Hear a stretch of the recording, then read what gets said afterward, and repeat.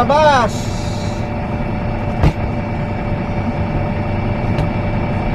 Doktor naman tayo.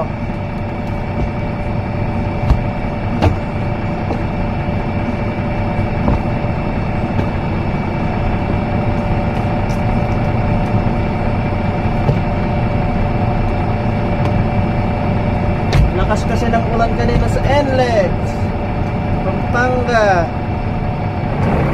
Barado yung flood control.